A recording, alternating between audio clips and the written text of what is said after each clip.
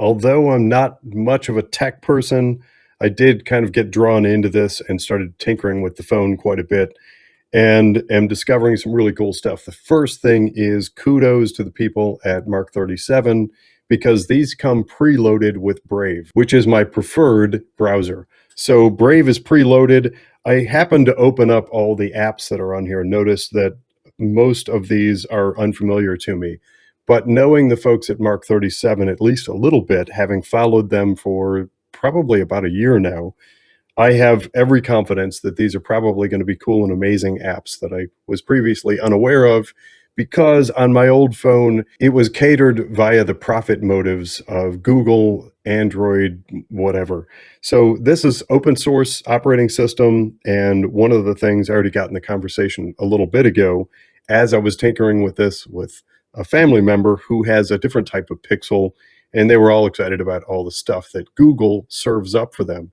And I made the point, and I hope to be able to prove it true, that this probably does more and a lot less invasively because it's open source and there's so many people sharing information, creating apps for this, rather than that curated profit only motivation of Google, Android, etc. In keeping with me not being particularly techy, I will say that I know that there is software that allows me to share this screen directly in part of the video.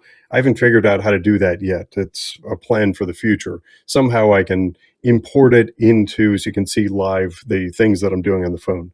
I don't know how to do that yet, so I'm just going to show you the screen here in front of the camera. But there are a ton of apps that are preloaded.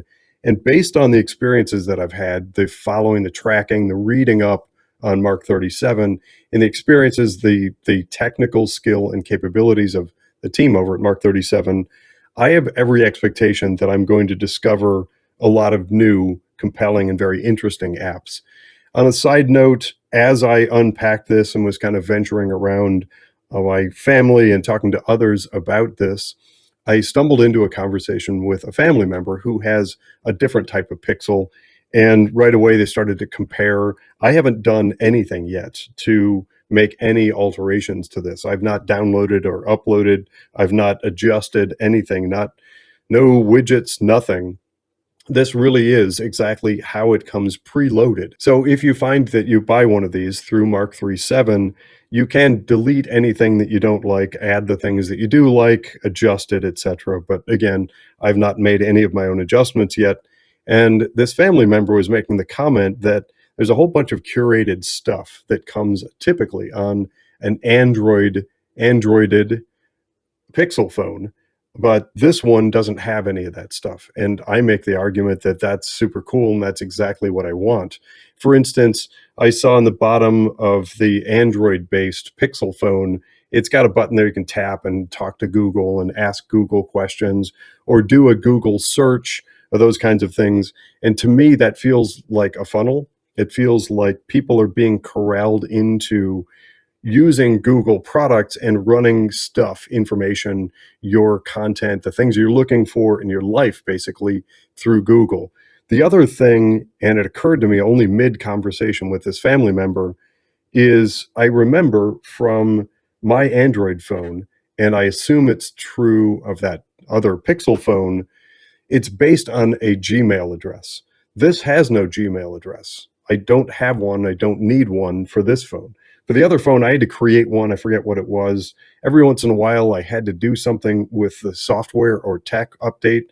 And I'll tell you, it would take me a long period of time to remember how to log into Google.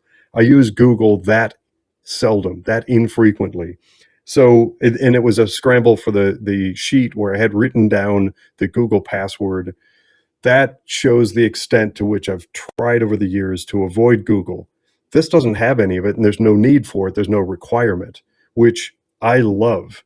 That is probably top of the list for me in the things that I'm looking for. Well, near the top of the list. I guess I should say top of the list for me is my privacy, but it's connected. If you give your Gmail address or create one for your phone, then it's fair to say that most of the things that you're doing through that phone feed through Google.